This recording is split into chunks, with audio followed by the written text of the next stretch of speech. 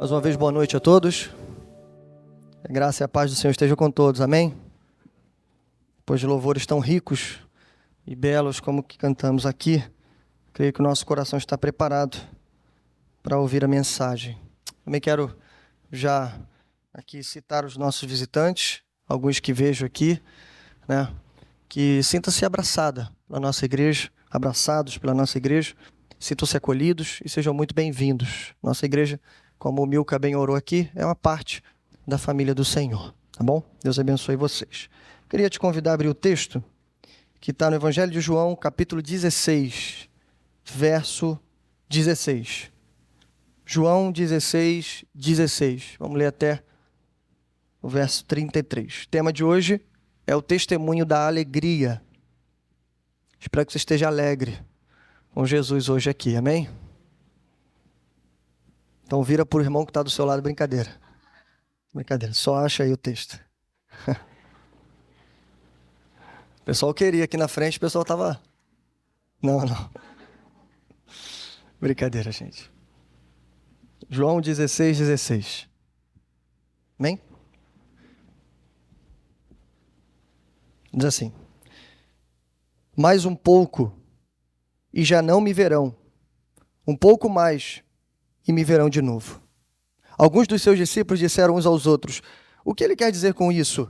Mais um pouco e não me verão, e um pouco mais e me verão de novo. E por que vou para o Pai?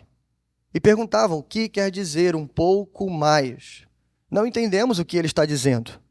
Jesus percebeu que desejavam interrogá-lo a respeito disso. Pelo que lhes disse: vocês estão perguntando uns aos outros o que eu quis dizer quando falei: mais um pouco e não me verão, um pouco mais e me verão de novo. Digo-lhes que certamente vocês chorarão, se lamentarão, mas o mundo se alegrará. Vocês se entristecerão, mas a tristeza de vocês se transformará em alegria. A mulher que está dando à luz sente dores, porque chegou a sua hora, mas quando o bebê nasce, ela esquece a angústia por causa da alegria de ter vindo ao mundo um menino. Assim acontece com vocês. Agora é hora de tristeza para vocês, mas eu os verei outra vez, e vocês se alegrarão, e ninguém lhes tirará essa alegria. Naquele dia vocês não me perguntarão mais nada, e eu lhes asseguro que meu Pai lhes dará tudo o que pedirem em meu nome. Até agora vocês não me pediram nada em meu nome. Peçam e receberão, para que a alegria de vocês seja completa. Embora eu tenha falado por meio de figuras, vem a hora em que não usarei mais esse tipo de linguagem, mas lhes falarei abertamente a respeito de meu Pai. Nesse dia vocês pedirão em meu nome. Não digo que pedirei ao Pai em favor de vocês, pois o próprio Pai os ama. Porquanto vocês me amaram e creram que eu vim de Deus. Eu vim do Pai e entrei no mundo. Agora deixo o mundo e volto para o Pai. Então os discípulos de Jesus disseram: agora estás falando claramente e não por figuras. Agora podemos perceber que sabe todas as coisas e nem precisas que te façam perguntas. Por isso cremos que viestes de Deus. Respondeu Jesus: agora vocês creem? Aproxima-se a hora e já chegou, quando vocês serão espalhados, cada um para a sua casa. Vocês me deixarão sozinho, mas eu não estou sozinho, pois o meu Pai está comigo. Eu lhes disse essas coisas para que em mim vocês tenham paz. Neste mundo vocês terão aflições, contudo, tenham ânimo. Eu venci o mundo. Amém? Esse é o nosso texto, belíssimo texto, nessa noite. Vamos orar mais uma vez ao Senhor. Pai nosso que estás nos céus, bendito e santificado é o teu nome, Senhor. Graças te damos, Senhor, por mais uma vez. Estamos reunidos, Senhor, para ouvir a tua palavra. Por mais uma vez, Senhor, lermos um texto tão poderoso como esse. E como é triste, Senhor, não estarmos à altura do texto. Como é triste, Senhor, sermos tão limitados e pequenos. Mas isso também para nós, Senhor, é uma alegria, porque reconhecemos a nossa dependência de Ti. Então vem com poder, Senhor, nessa noite. Que Teu Espírito Santo abra os nossos olhos para ver as maravilhas. Mas que Ele também abra os nossos ouvidos para ouvir as maravilhas. Mas que também Ele abra os corações, Senhor, para receber toda essa palavra no coração. Tem misericórdia de nós, Senhor. E glorifica o Teu nome nessa noite. E que a Tua igreja saia daqui edificada pelo poder da Tua palavra. Em nome de Jesus oramos. Amém. Graças a Deus. Bom, esse é o nosso tema. Vamos falar de alegria hoje. Espero, brincadeiras à parte, mas espero que você esteja alegre. Mas se caso você não tiver, guarde essas palavras no seu coração. A palavra do nosso Senhor Jesus para a nossa alegria. Bom, fazendo um breve resumo do que temos visto até aqui, o capítulo 16 de João está dentro de um grande discurso, um longo discurso do Senhor Jesus. E como nós já vimos, é um discurso de despedida. Semana passada nós encerramos o testemunho do Espírito. Falamos aqui algumas coisas importantes. Como que o ministério do Espírito se cumpre, primeiro, no mundo lá fora. E o ministério do Espírito se cumpre no mundo através da igreja. Mas também vimos como que o ministério do Espírito se aplica na igreja por causa do mundo. Nós vimos coisas importantes aqui, como o Espírito, quando ele vier, convencerá o mundo do pecado, da justiça e do juízo. E dentro de todo esse discurso, o nosso texto está inserido. A ligação da nossa parte com a parte que vimos anteriormente se dá por duas palavrinhas. Primeiro, a questão da tristeza continua, e por isso o nosso tema se chama o testemunho da alegria. Não porque os discípulos estejam alegres, pelo contrário, porque eles estão tristes. Jesus leva uma palavra de alegria. Mas também por causa da palavrinha pergunta. Quem estava aqui semana passada lembra que Jesus repreendeu os seus discípulos, que por causa de um coração entristecido, de dúvidas acolhidas no coração, eles preferiam continuar entristecidos com essas dúvidas, se fecharem em dúvidas, do que levar essas dúvidas até Jesus. O que Jesus repreendeu eles. Bom, pelo menos você deve ter observado pela nossa leitura que o nosso texto começa praticamente com os discípulos perguntando entre eles sobre o que Jesus estava dizendo. Então alguma coisa mudou aqui. Agora os discípulos não acolhem mais as dúvidas, eles estão botando para fora aquelas dúvidas. Aqui, ainda na introdução, eu tenho uma aplicação inicial para a gente aqui. Hoje vai ter muita aplicação, até na introdução tem. O nosso contexto, ele já nos ensina aqui, irmãos, uma lição poderosa. Veja, ele nos ensina que se temos uma profunda tristeza causada por uma dúvida, nós não devemos envolver a dúvida na tristeza. Ou seja, nos fecharmos em dúvida e tristeza, mas devemos levar a nossa dúvida àquele que é capaz de responder ao nosso coração. Você vai ver que os discípulos, antes de falar, Jesus já estava dando a resposta certa para os corações. Então grave isso. Se você tem dúvida, leve a Ele, porque Ele pode dar uma resposta para o seu coração. A grande lição que aprenderemos hoje é que a alegria da igreja está em descompasso com a alegria do mundo. Que ela é o sabor da vitória após a batalha, a recompensa dos que lutam de joelhos e se apropriaram da promessa. Cristo venceu o mundo. Pode dizer amém? Nosso texto está dividido em 3 partes. Eu creio que Jesus aqui está trazendo para a gente uma espécie de teologia da alegria. Tá? Nós vamos ver o método da alegria, que é alegria por transformação. Depois a prova da alegria, que é a alegria pela oração. E por último, a garantia, que é a alegria pela promessa. Me acompanha então, vamos voltar ao verso 16, o método alegria por transformação. Antes do método, algumas coisas a gente precisa ver aqui. Diz assim o verso 16. Mais um pouco e já não me verão. Um pouco mais e me verão de novo. Bom, é assim que o nosso texto começa, com um enigma. A gente não sabe muito bem o porquê desse enigma, aqui no texto, logo no final, já do ministério de Cristo, mas talvez esse enigma seja para suscitar justamente aquele tema que estávamos falando, a pergunta. Talvez esse enigma, um enigma simples, seja para isso, para que os discípulos voltem a ponderar sobre a partida de Jesus. Jesus usa essa expressão, um pouco não me verão, um pouco mais e me verão de novo. Então, de que partida ele está dizendo e de que retorno ele está dizendo? É fácil, irmão. A expressão um pouco aqui é como a nossa, daqui a pouquinho. É tipo isso que ele está dizendo. E ali, irmãos, era um pouco mesmo. Daqui a algumas horas, vocês não me verão mais. Mas logo também, daqui a pouco, daqui a alguns dias, daqui a algumas horas, vocês me verão novamente. Jesus está falando com certeza da sua partida via cruz, mas do seu retorno via ressurreição. Isso está claro para a gente. Aí sim, isso suscita, então, o que Jesus exortou no texto anterior, agora os discípulos, então, colocam para fora. Vem o enigma diante deles e começam a perguntar. Mas veja, eles perguntam, como diz o verso 17, uns aos outros.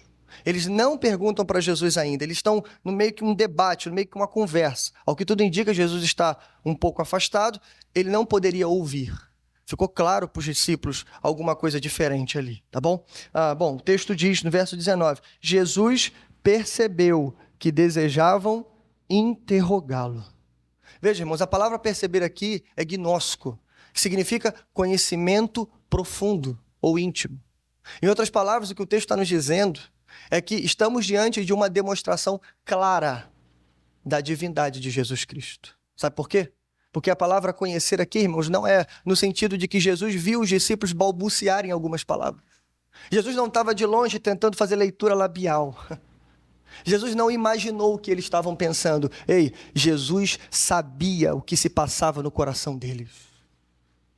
Jesus viu o debate, Jesus lançou o enigma, eles começaram a discutir. Jesus sonda os corações. Aqui já é uma prova inicial. Ei, Jesus é Deus. E os discípulos vão dar conta disso. Isso me faz lembrar o texto que citamos pela manhã na IBD, Salmo 139. 139. Aqui vou lembrar só do verso 4. Antes, lembra? Que a palavra me chegue à boca. Tu, Senhor, já conhece todas. Esse verso, irmãos, não é um verso escrito para que você não ore mais a Deus. Para que você não leve mais as suas dúvidas e seus questionamentos ao Senhor. Não, não é isso. Mas é um verso que traz alegria para o nosso coração. Por quê? Porque quando a palavra ali vem à mente, quando as dúvidas estão no seu coração, e você resolve botar ela para fora em oração, ei, o Senhor já sondou tua mente e teu coração. Ele sabe de tudo que você precisa. E esse mesmo Deus, do Salmo 139, é também o mesmo Deus, Senhor Jesus. Bom, o texto termina dizendo lá no verso 30 que os discípulos são consolados. Porque ele diz, agora sim, nós sabemos que tu conheces todas as coisas. Bom, aí sim, entramos então no verso 20 e 22, que é o motivo do o método alegria por transformação. Veja, digo-lhes que certamente vocês chorarão e se lamentarão, mas o mundo se alegrará. Vocês se entristecerão, mas a tristeza de vocês se transformará em alegria. Então veja, primeiro Jesus lançou um enigma. Isso suscitou uma pergunta. A partir de agora, Jesus dá uma explicação.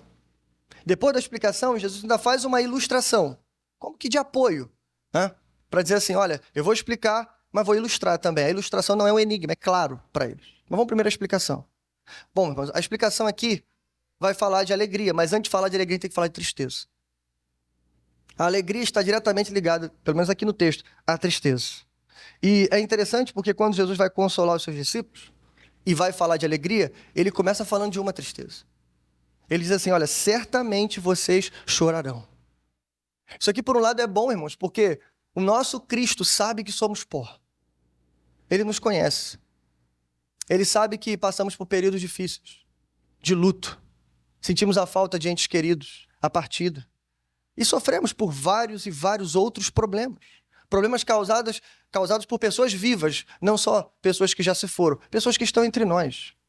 Jesus sabe disso. E ele sabe que em alguns momentos, certamente, nós choraremos. Mas a segunda tristeza que Jesus coloca aqui antes de chegar à alegria, ele coloca duas tristezas. A primeira é essa, a segunda é que quando vocês estiverem tristes, o mundo vai estar alegre. Irmão, isso aqui é uma tristeza. É uma tristeza pensar que o que deixa a gente triste deixa o mundo lá fora alegre. Ou muitas coisas que deixam eles alegres deixariam a gente triste. Como, por exemplo, irmãos, a morte dos valores e princípios cristãos, que temos visto, o mundo comemora sobre isso. Como, por exemplo, a reputação de algumas pessoas. O mundo adora ver a desgraça dos outros. Publicar e republicar isso de forma ilimitada. Muitas coisas que deixam a gente triste, deixam o mundo alegre. Isso também é uma tristeza. Mas então Jesus chega na alegria. E ele diz, olha, o mundo se alegrará. Vocês se entristecerão. Mas veja, a tristeza de vocês se transformará em alegria. E aqui Jesus lança para a gente um método. Qual é o método de produzir alegria de Deus? é o método da transformação. Eu explico isso para você melhor. Jesus nos dá alegria por transformação e não por substituição. Há um teólogo chamado Warren Wiersbe, citado aqui pela manhã de novo, ele diz assim: o princípio é simples. Deus nos dá alegria não por substituição, mas por transformação. Deus não coloca outra coisa na dor, antes usa e transforma o que já está presente. Sabe o que significa isso? Usar o exemplo de criança, né? Que eu tenho bastante, então faço. Imagina que um filho nosso pegou um brinquedo muito caro, tipo um brinquedo, que tem uma maçã atrás, assim, uma coisa assim, um brinquedo caro. Ele pegou o brinquedo caro, brincou com o brinquedo e quebrou o brinquedo. Aí a mãe, não o pai, deixa isso claro, a mãe foi lá e comprou o brinquedo para a criança. Lembra? Ela brincou com o brinquedo, quebrou o brinquedo, a mãe foi lá, não, meu filho, ele está aqui. A criança começou a chorar. Para parar o choro, ela foi lá e comprou o brinquedo. A criança pegou o brinquedo e quebrou de novo. A mãe, não o pai, foi lá e comprou o brinquedo de novo. Nota que essa família é rica, né? Mas tudo bem. E isso aconteceu 3 vezes e quantas vezes foi preciso. Em todas as vezes que a criança começou a chorar, a mãe ou o pai foi lá e comprou o brinquedo de novo. Sabe o que esses pais estão ensinando para essa criança? Que no mundo, qualquer problema que eles tiverem, o choro não é permitido. E mais ainda, que qualquer problema que eles tiverem será solucionado rapidamente. Não ensinam ele a superar os problemas. Filho, você quebrou, infelizmente, mas o papai não tem dinheiro mais para comprar. Você quebrou, mas infelizmente, não dá para te dar, pelo menos por um bom tempo. Isso, por um lado, vai fazer a criança continuar chorando. Mas, por outro lado, vai ensinar para ela, alguns problemas, a gente vai passar por eles. Mas imagina, daqui a 6 meses, daqui a 1 ano, quando ela ganhar o brinquedo de novo. Aí então, irmãos, é alegria, é festa. É assim que o nosso Deus trabalha. Vamos voltar para o texto? E aí você vai ver. A ilustração que Jesus dá é muito clara. Ele diz, a mulher que está dando à luz sente dores, porque chegou a sua hora. As bravas irmãs aqui que já passaram por essa hora podem dizer melhor do que eu. Irmãos, tem dor aqui. Como é bom dar filhos ao mundo, como é bom dar filhos às nossas famílias, mas como é doloroso. Eu só posso dizer porque vi, né?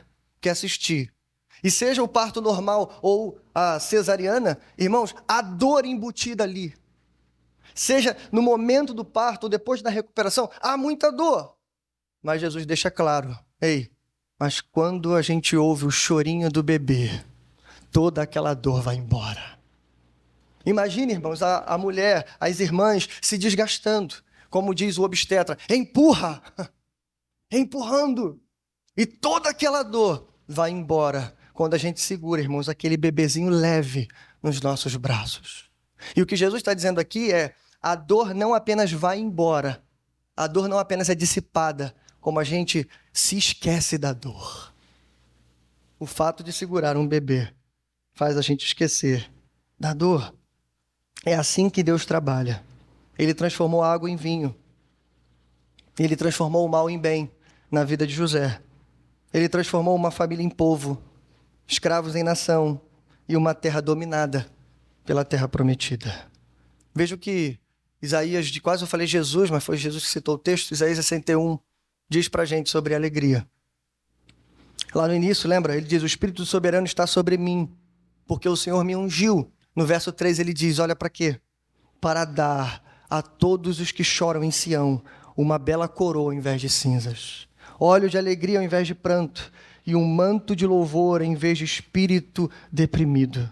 Eles serão chamados carvalhos de justiça, plantio do Senhor, para a manifestação da sua glória. O que estamos ensinando inicialmente, irmãos, é que a alegria do Senhor não virá sem dor. Porque a alegria do Senhor é como aquele gosto saboroso no final de uma batalha. Você já deve ter sentido isso, o sentimento da missão cumprida. O sentimento de que acabou. Você olha para tudo aquilo que foi realizado, você fala, uau, deu muito trabalho. Mas enfim, acabou. E aquele sentimento de realização supera toda a dor que você sentiu. Bom, segundo lugar, esse é o método. Agora a prova, a alegria por meio da oração. Verso 23, me acompanhe.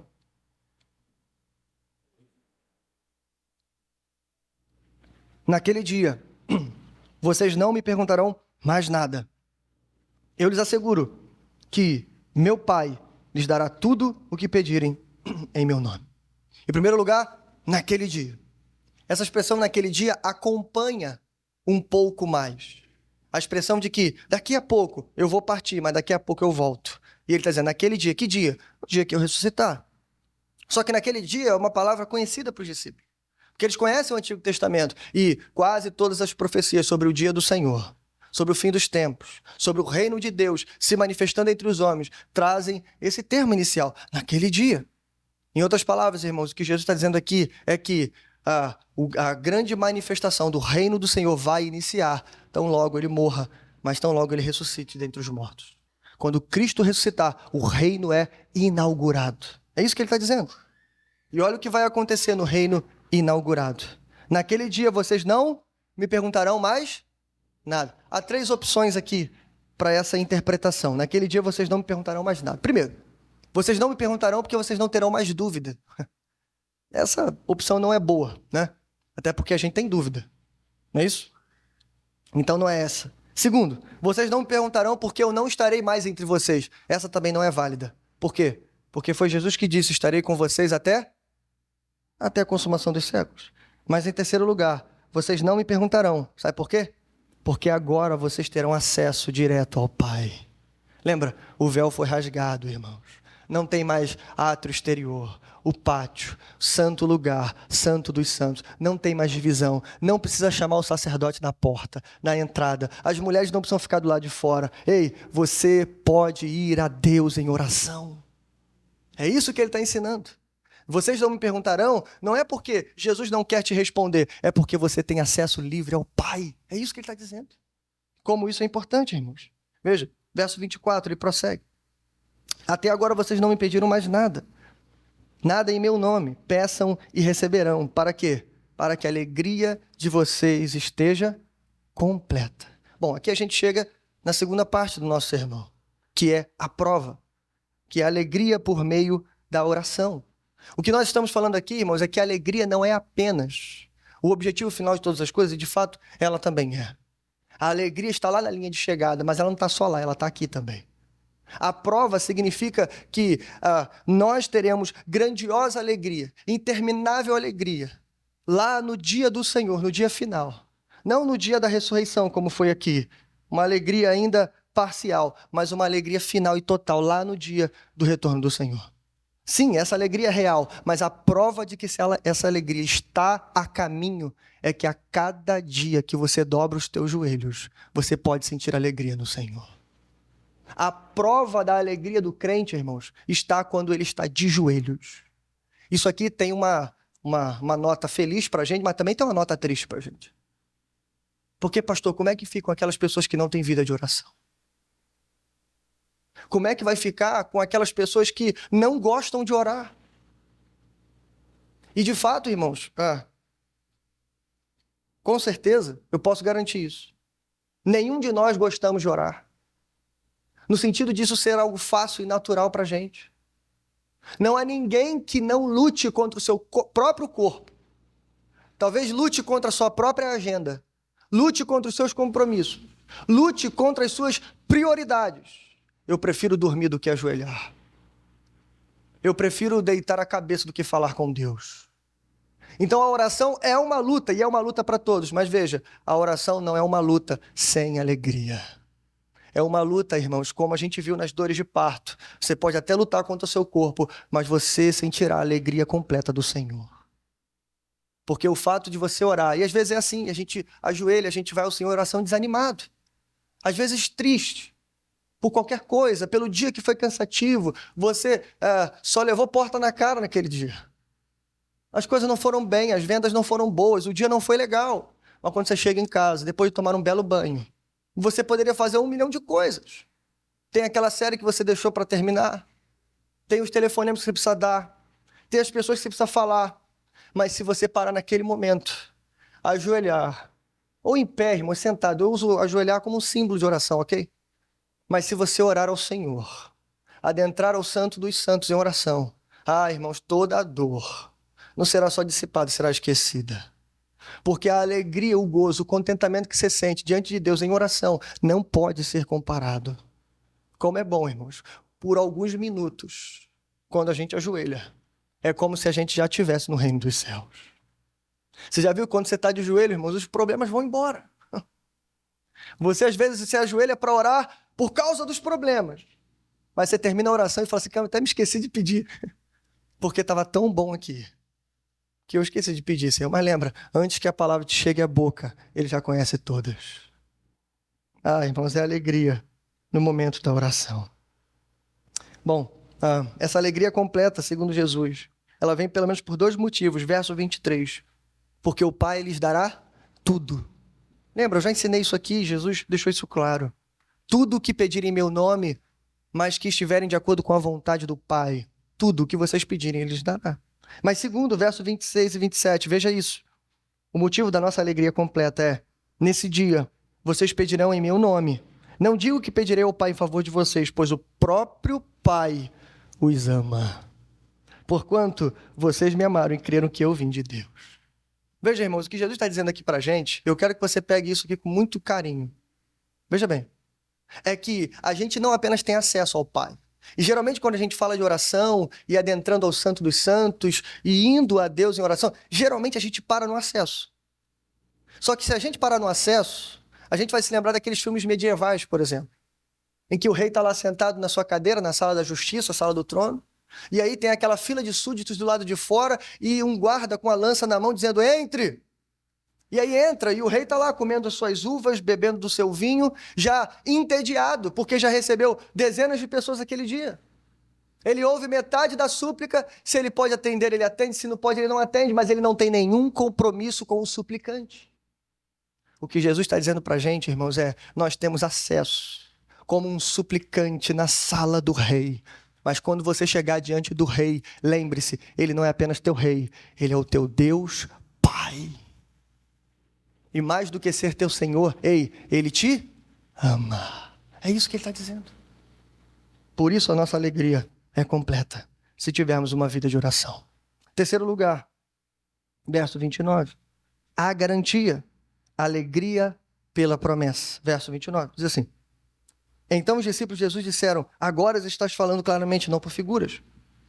Agora podemos perceber que sabe de todas as coisas, e nem precisa que te façam perguntas, por isso cremos que viestes de Deus.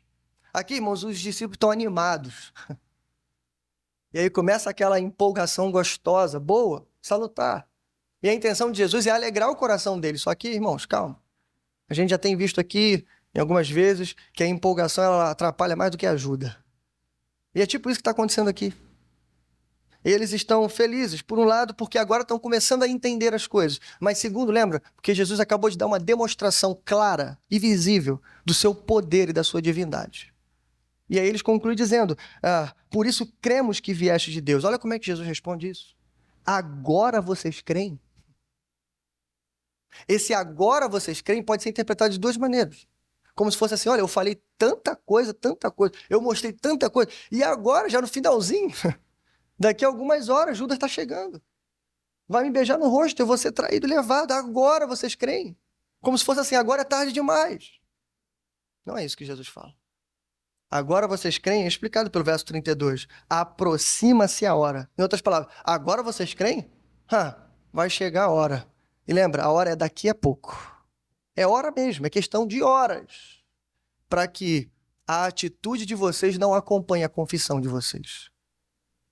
Lembra que eu tenho citado aqui? Que a nossa atitude precisa acompanhar a nossa confissão. A confissão foi muito bela, mas a hora já está chegando. E é daqui a algumas horas. Todos vocês vão me abandonar. Imagina Jesus falando de abandono. Aquele que acabou de dizer no capítulo 14, de várias maneiras. Por exemplo, verso 18. Não deixarei vocês órfãos, porque voltarei para vocês. Aquele que prometeu não nos abandonar, está dizendo para os discípulos, a primeira igreja, o embrião da igreja, na hora H, que já está chegando, todos vocês vão me abandonar. Mas calma, eu não vou estar sozinho, o Pai vai estar comigo. Irmãos, como é triste isso. Mas bom, Jesus diz, não estarei sozinho, pois o Pai está comigo. verso 33. Aí Jesus termina aquela confissão vacilante. Ele responde à fé inconstante dos discípulos. E aqui, irmãos, é uma coisa que eu quero que vocês aprendam. Com uma promessa, não com uma exortação. Tem hora, irmãos, que não é uma exortação que vai resolver as coisas. Tem hora que é uma palavra de ânimo, de esperança. Uma palavra de vida, de fé, que vai resolver o problema. E é o que Jesus vai fazer aqui. Eu quero que toda vez que você lê o texto bíblico, você lê os evangelhos, e você vê os discípulos vacilando, tome cuidado com a sua reação. Eu faço isso com o meu coração, porque às vezes, irmãos, a gente fala assim, poxa, mas de novo. Os caras são lentos de entender. É igual quando a gente lê Êxodo, lembra? Todo mundo querendo voltar para o Egito, lembrando das cebolas, lembrando dos túmulos, e a gente fala, uau, que idiotice. Se você estivesse lá, você também ia querer voltar. Se você seguisse Jesus, você pegaria o caminho de volta para casa quando Jesus fosse preso. Não se esqueça, eles não são figuras, exemplos ou personagens inventados, são pessoas reais. Filhos de Adão e Eva, como eu e você. Significa dizer que eles têm pés de barro, assim como eu e você. Então, quando você olhar para os erros dos discípulos, ei, tenha um pouquinho mais de paciência, porque Deus sempre teve paciência com você. E olha como é que Jesus trata eles, não com ignorância, não com brutalidade. Jesus lança, irmãos, uma das maiores promessas, uma das palavras mais poderosas do Novo Testamento, tão poderosa que João 16:33, com certeza você poderia recitar de cor. Eu ouço esse versículo desde que eu aprendi a ler e escrever, desde que eu me entendo por gente. E você escuta esse versículo é citado, repetido e falado na igreja por tanto tempo, sabe por quê? Porque ele enche o nosso coração de esperança. 2000 anos depois, ele ainda fala da nossa realidade. Não é isso? Eu lhes disse essas coisas, para que em mim vocês tenham paz. Neste mundo vocês terão aflições. Contudo, tem de bom ânimo. Eu venci o mundo. Irmãos, isso aqui é verdade ou não é? É verdade ou não é? Esse versículo é tão recitado porque é uma verdade cravada em nossos corações. No mundo, vocês terão todos os tipos de aflições. Mas calma, eu já venci o mundo. É isso que nos dá força para continuar. Vamos entender isso aqui melhor? Primeiro, veja isso. Eu lhes disse essas coisas. Que coisa Jesus está dizendo? Eu creio que é todo o discurso da despedida. Toda a consolação do capítulo 14. Toda a exortação do capítulo 15. Todas as informações valiosas do capítulo 16. É como se ele estivesse dizendo, tudo isso pode ser resumido com essa frase. Para que em mim vocês tenham paz. Eu estava procurando o significado de paz na cultura judaica. Eu tinha lido isso há algum tempo e eu perdi, procurei e achei de novo. Dicionário bíblico Encor, que é um dos dicionários mais importantes do mundo inteiro, publicado há mais de 30 anos atrás. Tão caro que eu não tenho condições de comprar. É um compêndio mais ou menos do tamanho desse púlpito. Graças ao Logos, né, David? A gente tem acesso ao dicionário bíblico Encor, né? Ainda está no idioma inglês, aí você tem ali alguns meios para traduzir. Bom, mas olha o que ele diz sobre a expressão paz na cultura judaica. Veja, shalom. É a saudação diária em Israel. Shalom Aleichem. Paz sobre vocês. É uma expressão comum que poderíamos traduzir como bom dia. Mas, na verdade, ela está mais próxima de que você esteja bem. Estar bem ou bem-estar é, obviamente, grave isso, estar inteiro, completo, ter recursos físicos e espirituais suficientes para as suas necessidades. Eu queria que você pegasse só esse finalzinho. Shalom Aleichem significa, então, ter recursos físicos e espirituais suficientes. Então, quem é que tem paz? Quem tem recursos físicos e espirituais suficientes.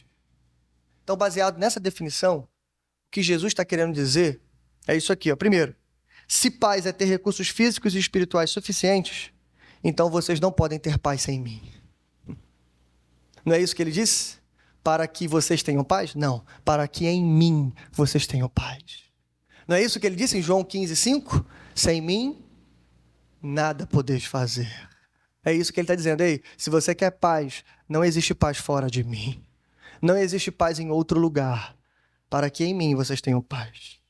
E segundo, na segunda parte do versículo, o que ele está dizendo é: essa é a fé que vocês precisam ter. Não aquela que é vencida, mas aquela que vence o mundo. Lembra? João escreveu, 1 João 5, 4, 5. O que é nascido de Deus vence o mundo. Veja, irmãos, a promessa é essa. Cristo venceu o mundo. E porque ele venceu, nós também vencemos. Veja o que João vai escrever, muito provavelmente pensando nesse texto. João vai escrever, né, pensando nas palavras de Jesus. Tem de bom ânimo, eu venci o mundo. Olha o que ele diz. O que é nascido de Deus, você, vence o mundo. E essa é a vitória que vence o mundo. A nossa fé. Quem é que vence o mundo? Ele confirma. Somente aquele que crê que Jesus é o Filho de Deus. Então, para lembrar para a gente, nós aprendemos que a alegria da igreja está em descompasso com a alegria do mundo. Que ela é o sabor da vitória após a batalha. A recompensa dos que lutam de joelhos e se apropriam da promessa. Cristo venceu o mundo. Para a gente encerrar hoje, eu quero ver com vocês 3 coisas sobre a alegria. Sobre a teologia da alegria, se é que temos isso em ordem em nosso coração. Para no momento da batalha a gente utilizar essas coisas. Para no momento do sofrimento a gente se lembrar dessas coisas. 3 coisas que o Novo Testamento fala em relação à alegria, que está em total harmonia com o nosso texto hoje. Primeiro, a alegria é uma ordem. E eu tenho dito isso aqui, os irmãos com certeza já ouviram, já leram e sabem disso. Mas deixe-me lembrar isso para o seu coração. Ei, a alegria para o cristão é uma ordem. Filipenses 4:4, Paulo diz assim: alegrem-se sempre no Senhor. Novamente direi, alegrem-se. Veja, irmãos, isso aqui é uma ordem. O verbo grego aqui, eu ia falar hebraico, aqui é grego. O verbo grego está no presente do imperativo na voz ativa. Sabe o que significa isso? Presente no grego significa ação contínua. Imperativo, obviamente, significa ordem. E a voz ativa significa ação. Olha, irmãos, que lição poderosa. Então, para a nossa alegria, veja, não é opcional, é uma ordem. Segundo, não é só hoje, amanhã, depois de amanhã, são todos os dias. E terceiro, precisamos levantar. Precisamos nos mexer. Precisamos buscar a alegria, irmãos, com todas as forças que tivermos. Porque ficar triste, presta atenção, não é sinônimo de espiritualidade. Ficar deitado na cama, depressivo, com tristeza e vários outros pensamentos, às vezes até com um pouquinho de autocomiseração, não é coisa de cristão. Veja, não estou dizendo que a gente não possa ficar assim. Ok, podemos ficar. Podemos estar passando por momentos muito difíceis. Podemos estar adoentados, até clinicamente, com algum problema. Ok. Mas o que eu estou querendo dizer é, com um pouquinho de força que te resta, busque a alegria, porque ela é uma ordem para você. E se você está tão prostrado que não consegue buscar alegria, ei, busque ajuda. Porque você não pode ficar nessa situação para sempre. Não aceite isso na sua vida. Preste atenção nisso. Preste atenção. Não aceite isso. Tristeza crônica não é coisa de cristão. Estaremos tristes. Passaremos por tristeza, certamente choraremos, mas a nossa tristeza tem que se transformar em alegria. Veja, irmãos, um belo exemplo que temos é o próprio exemplo de Paulo na carta aos Filipenses. Por isso eu citei Filipenses, e geralmente quando se fala alegria, você cita Filipenses, por causa da condição que Paulo está. Paulo está mandando o povo se alegrar, e em várias vezes na carta ele diz, alegro-me com vocês, alegro-me pelo evangelho, alegro-me pela igreja. Só que ele está, irmãos, numa prisão domiciliar, correndo risco de morte. Inclusive, a esse momento, ele não sabe se vai ficar vivo ou se vai morrer. Acorrentado 24 horas por dia a um soldado da guarda pretoriana que estão revezando entre si. Paulo vai ficar 2 anos nessa situação, a gente não sabe em que momento ele escreve a carta. Talvez 1 ano depois, 1 ano e meio, não sei. Mas o ponto é, ei, as correntes, por mais pesadas e incômodas que sejam, não desanimaram Paulo. Pelo contrário, olha o que ele nos ensina. O que significa buscar a alegria? Eu vou ensinar para você, dando um exemplo aqui. Por exemplo, tem uma coisa que entristece muitas pessoas. Sabe o que é? O ambiente. um determinado ambiente. Vamos pensar aqui. Eu vou dar um exemplo. Chegou fresquinho para mim esse ambiente.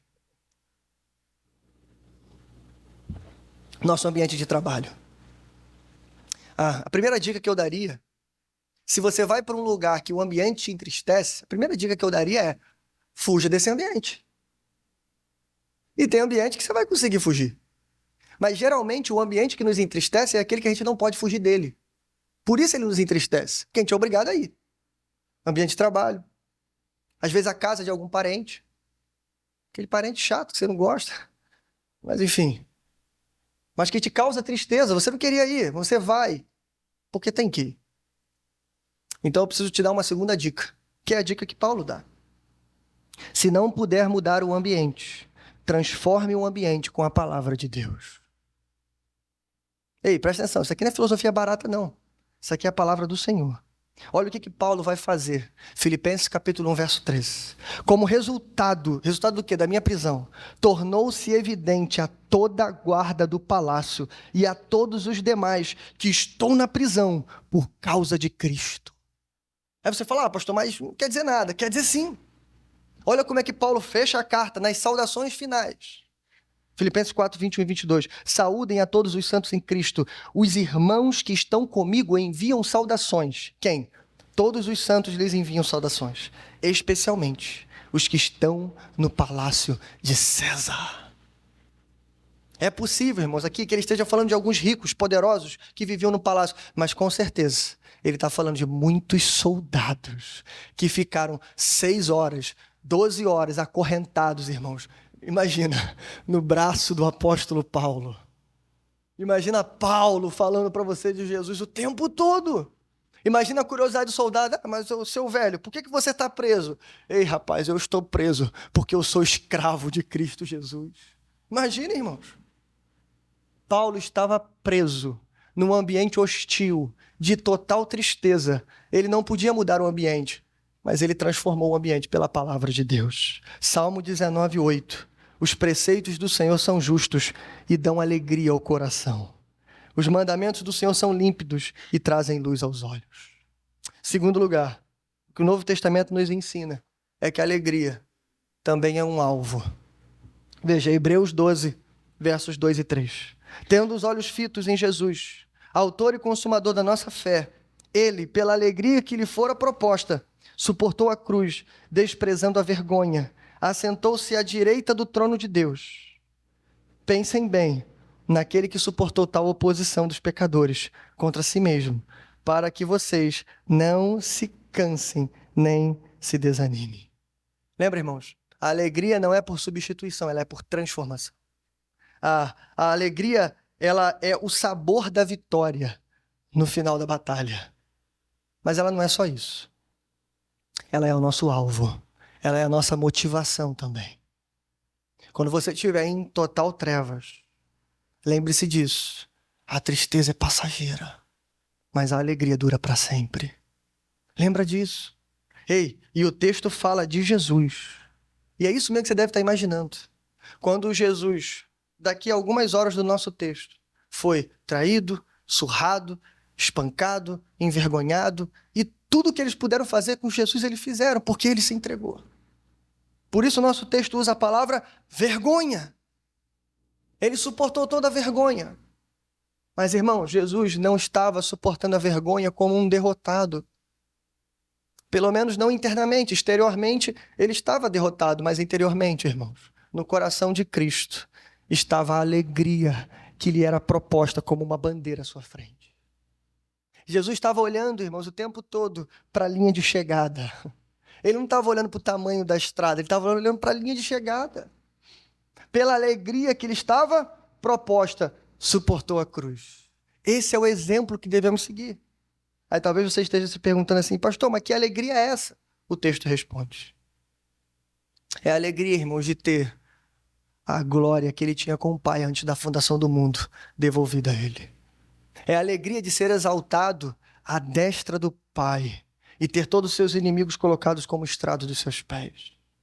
Mas também, irmãos, é a alegria de ver o seu trabalho concluído, Que trabalho é esse, irmãos? Lembra? Ele veio para salvar os pecadores.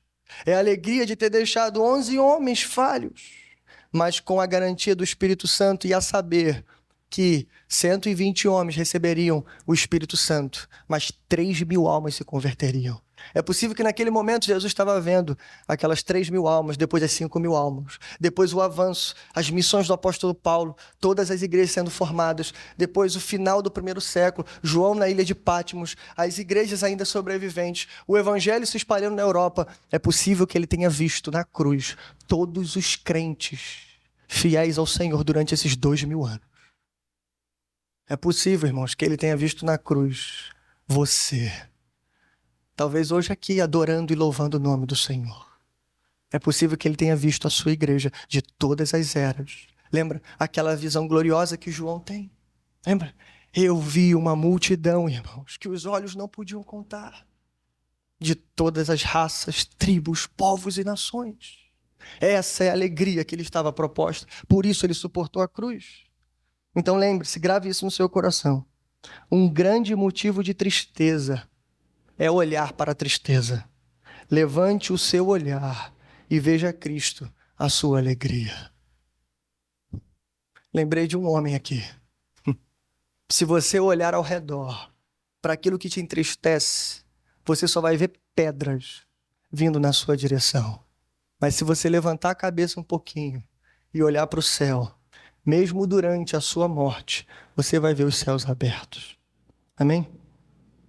Finalizando com Hebreus 13:13, onde o autor diz: saiamos, pois, a ele, para fora do arraial, levando o seu vitupério.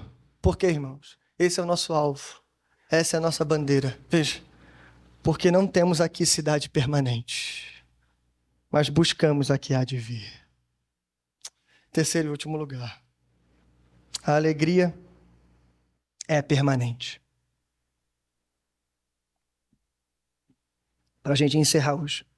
Voltando à imagem que Jesus desenhou para a gente, para encerrarmos, nós temos ali uma irmã, uma mulher, sofrendo com dores de parto. Naquele momento glorioso, o grande dia chegou, mas as dores também aumentaram. Sim, a dor naquele momento. E mais ainda, as dores de parto é um exemplo perfeito porque quanto mais o tempo passa e mais a hora boa se aproxima, mais dor vem. Parece isso, é como um montanhista.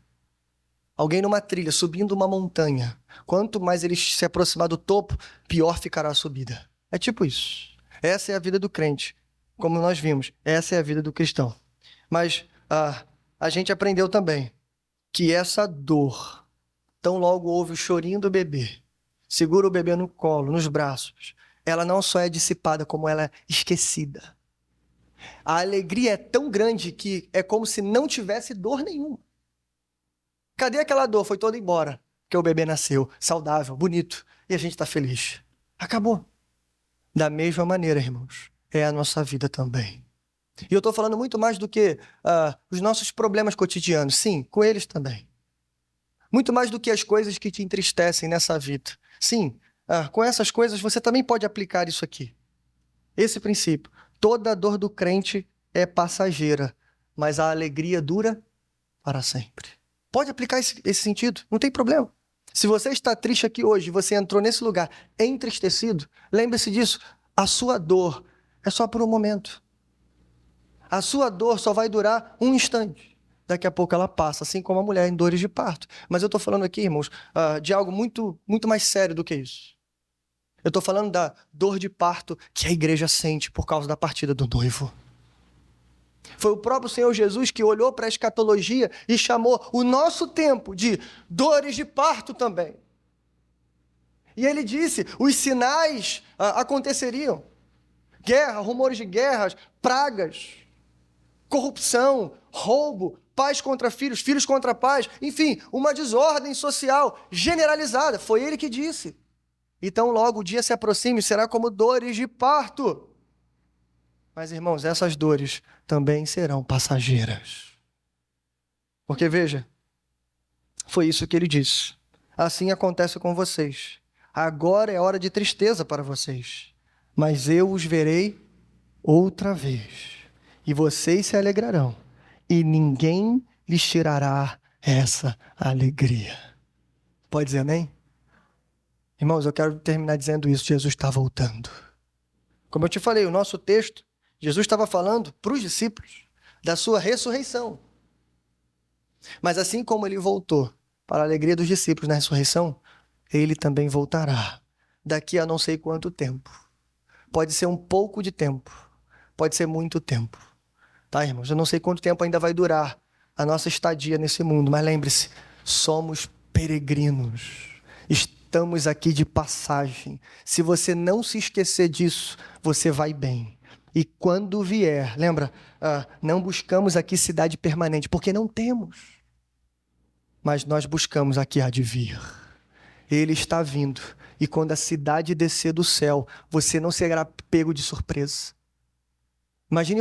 Imagine, irmãos, vamos lembrar aqui, eu vou terminar citando isso, mas imagine os exilados no ano 70 depois do exílio. Imagine os exilados empresários que fizeram bem, isso também foi ordem de Deus. Jeremias capítulo 29, vão lá, casem-se, construam casas, criem seus negócios, orem pela paz do lugar, sejam bons peregrinos ali. Sejam bons exilados, façam isso, lute pela prosperidade do lugar, porque isso também é prosperidade para vocês. Irmãos, essa ordem continua valendo, ok? Mas imagine os empresários. Imagine aqueles que conseguiram construir alguma coisa em 70 anos lá na Babilônia. Agora o rei Ciro falou, está decretado, vocês podem voltar para casa. Aí imagina. Chegamos na Babilônia sem nada. Algumas pessoas construíram algumas coisas. E agora teriam que voltar para Jerusalém. Talvez com alguma riqueza ali, mas com certeza, irmãos, para começar do zero. Reconstruir muros, reconstruir templo, reconstruir tantas coisas. Irmãos, é possível. E com certeza não é possível. A gente sabe pelo texto bíblico. Muitos israelitas preferiram ficar o que era governo da Pérsia agora do que voltar para Jerusalém. Isso, irmãos, é basicamente dizer assim, Senhor, lá atrás, para os nossos antepassados, o Senhor nos tirou do Egito, nos deu a terra prometida, mas a gente está tão bem aqui, que a gente prefere ficar aqui do que ir para a terra prometida. Irmãos, eu não desconfio, eu tenho certeza, que alguns cristãos preferem que Jesus não volte, para que ele continue sendo feliz aqui. Graças a Deus, esses cristãos não são cristãos de verdade. Não são seguidores de Cristo. Então eu quero terminar citando para você um dos momentos mais felizes daqueles servos verdadeiros que não quiseram ficar no exílio, mas que voltaram para casa. Um dos momentos mais felizes e gloriosos do povo de Israel foi justamente quando o rei Ciro decretou esse negócio e eles voltaram. E aí, irmãos, foi composto. Essa alegria foi transformada em versos, em um cântico, no Salmo 126. Eu queria que você abrisse aí e a gente vai ler em plenos pulmões esse texto. Se a gente soubesse a melodia, a gente cantaria ele. Mas a gente não sabe. Então vamos ler ele. O David fez um sinal ali, de que há controvérsias. Salmo 126, vamos ler todo ele, do verso 1 ao 6. Eu vou ler na versão NVI. Se você tiver a versão NVI, leia junto comigo. Repita junto comigo essas palavras, irmãos. Vai resumir todo o nosso texto. Essa será a mesma alegria que teremos quando Cristo voltar para nos buscar. Veja, vamos ler. Verso 1. Quando o Senhor trouxe os cativos de volta a Sião, foi como um sonho. Então a nossa boca encheu-se de riso e nossa língua de cantos de alegria. Até nas outras nações se dizia, o Senhor fez coisas grandiosas por este povo. Sim, coisas grandiosas fez o Senhor por nós, por isso estamos alegres. Senhor, restaura-nos, assim como enches o leito dos ribeiros no deserto. Aqueles que semeiam com lágrimas, com cantos de alegria, colherão.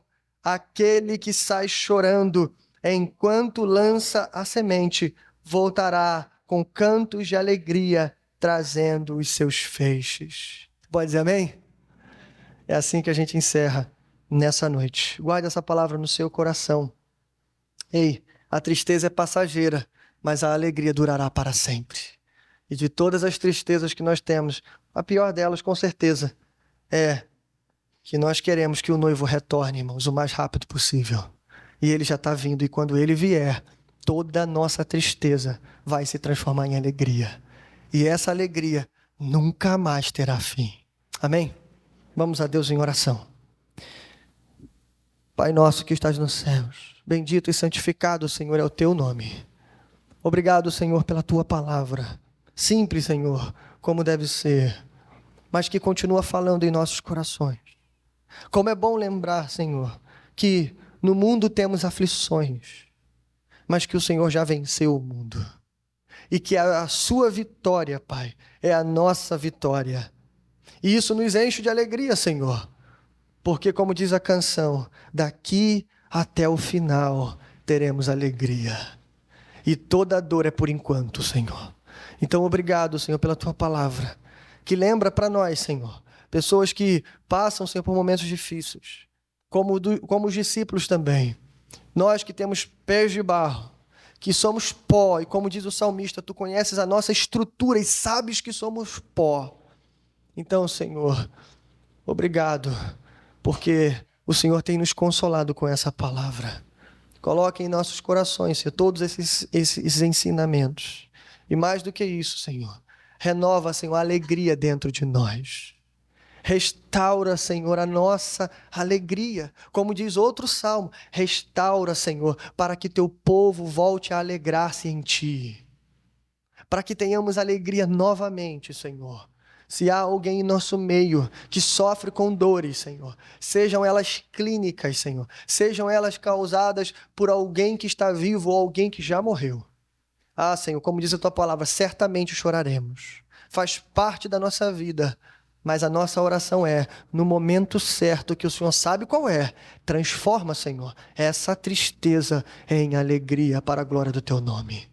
E é isso que nós aguardamos. Para a mulher do fluxo de sangue demorou 12 anos, para o homem do tanque demorou 38. Mas nós pedimos, Senhor, tem misericórdia de nós e vem depressa, Senhor, nos socorrer. Fica conosco, Senhor, nessa noite e nessa semana nós oramos em nome de Jesus. Amém. E amém. Graças a Deus.